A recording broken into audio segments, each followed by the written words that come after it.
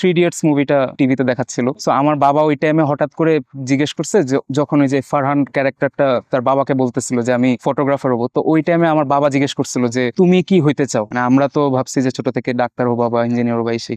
ওই টাইমে যখন জিজ্ঞেস করলো আমার হুট করে আউট অফ নোয়ার, আমি নিজেও জানি না কেন বলছি, বাট ডিরেক্টলি বলছে যে আর্টিস্ট হবো।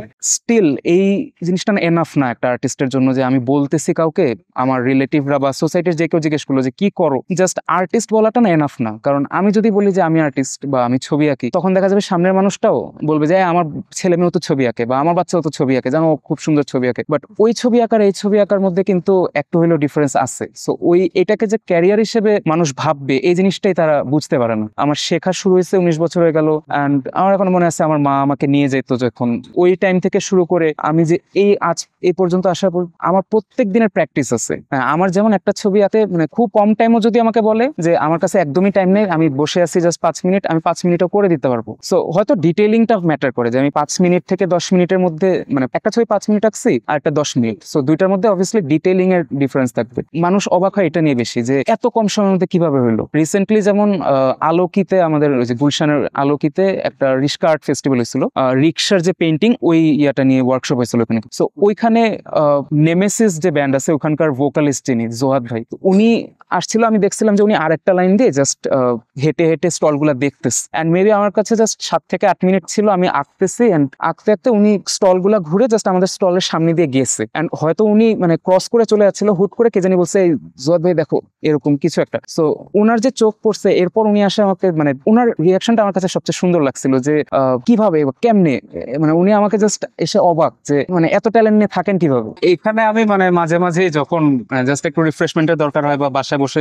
হচ্ছেন চা বা খাওয়ার জন্য মাঝে মাঝে আমি এখানে আসি। সো ওনারই জাস্ট পোর্ট্রেটটা করা বাকি ছিল, মানে আমি যখনই যেখানে বসি বা আশেপাশে যাকে পাই ট্রাই করি সাথে সাথে এঁকে ফেলা, বাট ওনার জাস্ট আঁকা বাকি ছিল, ওই জন্য ভাবলাম যে আজকে এঁকে ফেলি সুযোগ যখন পাইছি। আউটলাইন তো হয়ে গেছে, জাস্ট এটার জন্য এখন 5 থেকে 4-5 মিনিট লাগবে ম্যাক্সিমাম। এখানে পেন স্কেচ, যেটা পেন দিয়ে জেল পেন যেটা ইউজ করি, আর ডিপ স্ট্রোক গুলোর জন্য আমি এখানে মার্কার ইউজ করি ম্যাক্সিমাম। টিপিক্যালি আমরা যখন পোর্ট্রেট করা ট্রাই করি যে একটা বেসিক স্ট্রাকচার থাকে প্রত্যেকটা মানুষের, যে ফেস মেজারমেন্ট বা ফেস রেশিও যেটাকে বলি আমরা। সো ওই জিনিসটা যখন একবার একটা পোর্ট্রেট আর্টিস্ট ক্যাপচার করে নিতে পারে, তারপর আর খুব বেশি প্রবলেম হয় না একটা আর্টিস্টের জন্য। এরপর দেখা যায় যে আমরা জাস্ট হয়তো এখানে ওনার টুপিটা হয়তো একটু বেশি মানে ছোট হইতে পারে বা একটু বড় হইতে পারে, আমি আমার মতো রেশিও করে নিলাম, কারণ এগুলা দিয়ে তো আর ফেস মেজারমেন্ট ডিফারেন্স হবে না। ছোটবেলা দেখা যেত যে অনেক চুপচাপ ছিলাম বা ইন্ট্রোভার্ট টাইপের ছিলাম। সো ওই টাইমে দেখা গেছিল বাবা মা ভাবছিল যে ছবি আঁকার স্কুলে ভর্তি করাই, হয়তো অনেক মানুষের সাথে থাকতে থাকতে একসময় মানে এক্সট্রোভার্ট হয়ে যাবে বা মানুষের সাথে মিশতে শিখবে।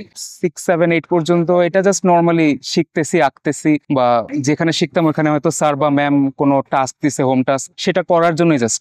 এরপর ক্লাস 8-এ উঠে, ওই টাইমে আমাদের জেএসসি ছিল, এখন তো তুলে দিছে এগুলো, বাট ওই টাইমে আমাদের জেএসসি ছিল। ওই টাইমে আমার মেইনলি যে টার্নিং পয়েন্টটা, ওই সময় আমার যে ভালো লাগা বা এই জিনিসটা কাজ করা শুরু করে, এই ইয়াটা ছিল মেইনলি আমার লাস্ট টাইম যখন আমি রাঙামাটি ভিজিট করছিলাম। তখনকার সময় আমি আদিবাসী যাদের ছিল ওদের লাইফস্টাইলটা আমি খুব মানে কাছ থেকে দেখতে চাইছিলাম যে ওদের লাইফস্টাইলটা আসলে কেমন। সো ওইখান থেকে আমি দেখছিলাম যে ওরা সকালবেলা যখন কাজে বের হয়, বিশেষ করে ফিমেল যারা ট্রাইবাল মেম্বার্স যারা, ওরা হচ্ছে তাদের বাচ্চাদেরকে সাথে করে নিয়ে বের হয়। আমাদের যেমন হচ্ছে যে শহরের মধ্যে একটা প্রিভিলেজ থাকে যে চাইলে ডে কেয়ারে বা কেয়ারটেকার রাখলাম আমি, যে আমাদের ছেলে মেয়েদেরকে বা বাচ্চাদেরকে দেখে রাখবে সারাদিন। ওদের ক্ষেত্রে ওই সুযোগটা নাই, অ্যাজ ফাইন্যান্সিয়াল আনস্টেবিলিটি এন্ড সবকিছু, ওই যে স্ট্রাগলটা, ওই অত কিছুর মধ্য থেকে নিজেদের ফাইন্যান্সিয়াল স্টেবিলিটি আনার জন্য যে স্ট্রাগল হাসেল, ওই জিনিসটা কন্টিনিউ করার যে ব্যাপারটা, ওইটা আমি এই ছবিটার মধ্যে দিয়ে করতে চাইছিলাম। এই পার্টটা যেটা, এটা হচ্ছে স্ক্রিবল আর্ট, যেটা বাংলাদেশে খুব কম, কারণ বাংলাদেশে এখনো এই জিনিসটা অত বেশি